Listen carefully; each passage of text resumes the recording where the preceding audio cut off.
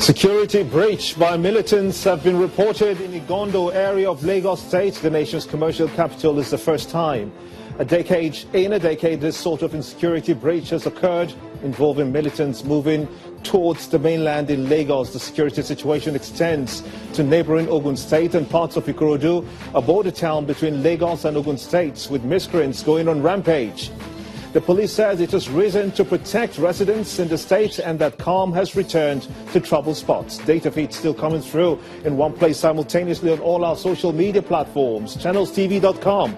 You can also be part of the show. Tweet at Gimba Umar CTV and use the hashtag State of the Nation and air your thoughts. A new national policy on prosecution of corruption has been developed in the country. The Minister of Justice, Mr. Abubakar Malami, announced the new policy at a meeting of Attorneys General in Abuja, where they converged from the 36 states of the Federation to discuss how to improve the justice sector. Mr. Malami said that the adoption and implementation of the policy by the state authorities will fast-track the prosecution process and corruption, as well of all kinds of criminal cases.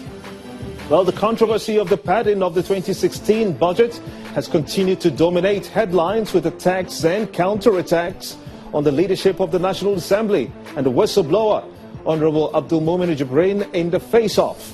Where will this take the legislative arm of government? In a moment, we'll talk to our guests on the ways and different sides of the budget padding saga. It's prime time already in Lagos, and this is State of the Nation.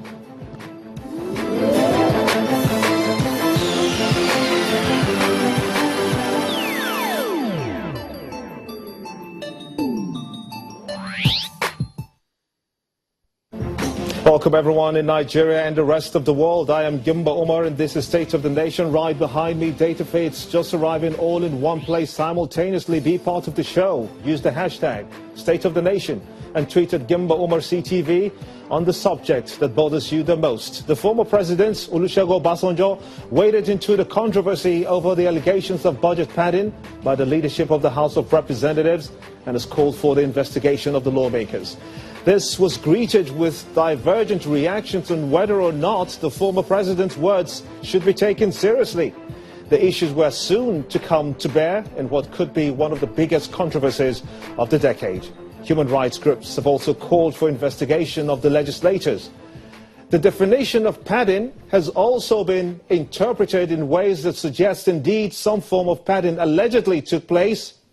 Joining me on State of the Nation is a political analyst and lawyer, Liboris Oshoma, in the studio here with me. I want to thank you so much indeed for coming on the show, as well as in Abuja, a member of the House of Representatives from the PDP in Edo State, Agbonaya Ehioza, to understand the issues more. Gentlemen, I want to thank you so much indeed for coming on the show. Let's begin with you, Liboris, with me in the studio here. You have seen and listened to the many discussions that have emanated from this very troubling padding debate, or should we call it a saga. The allegations, of course, they are.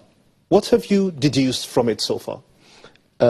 What I have deduced from all of these allegations and counter-allegations, it's not different from what the average Nigerian would deduce from it, and also not different from what had been going on.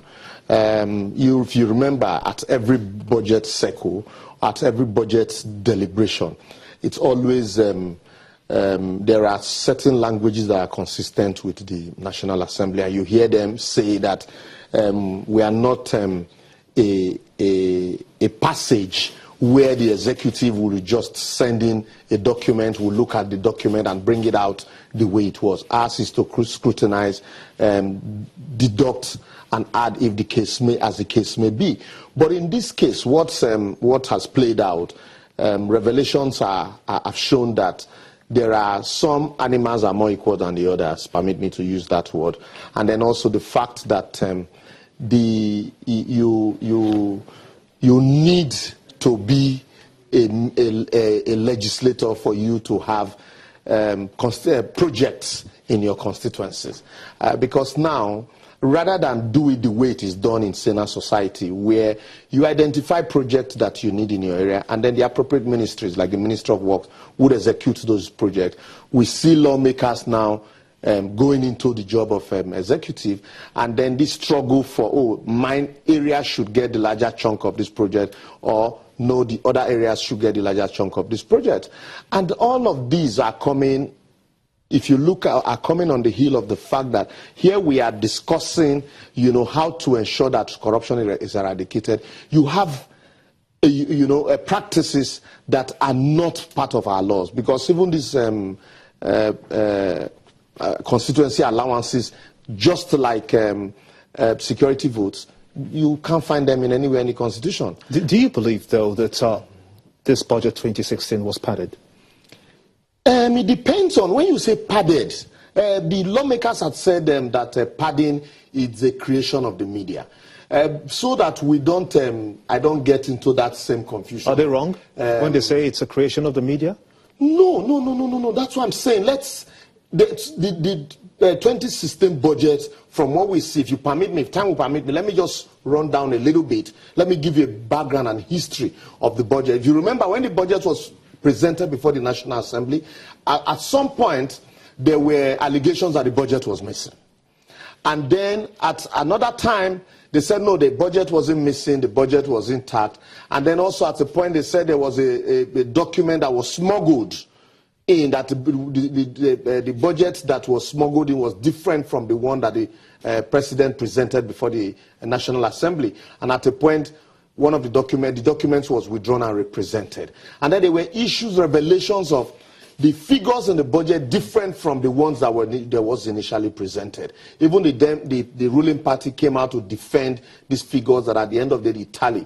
While all of this were going on at the Senate, the House of Rep was quiet, that what they have was, a Senate document, and there was no problem with it. Let me put you on hold for a second or two and get the thought of Abu Naima in Abuja. Honorable, what do you make of this budget padding saga so far? We understand that the former president, Chief Olusegun Obasanjo, has actually called for an investigation into these allegations. What is the stance of the House as we speak today? Well, thank you very much. I think I want to respect the former president's view, but however, I don't like the version of interest. Of course, you heard about Mr. President Buhari saying that they should go about reopening the investigation of the killer of Bola Ige and Asari Dokubu, the guy from the River State. First of all, Mr. President Obasanjo, former president, have all the apple right. What he did while he was in government about, the third-term agenda that spent billions of Nigerian taxpayers' money. He's on trial if you really want to talk about who is fraudulent, who really cared for this nation and all that. Looking at the Apple legislative quarters sold to members of House of Rep, at nothing, at the detriment of the others. What you're talking about, integrity, it has no moral justification. It doesn't have that moral to even say anything. He's running from pillar to post, going to meet Mr. President Buhari. On what ground? Is it because he's afraid that the debt of Bola Ige is going to be reopened as a result of the 60 billion for the power project?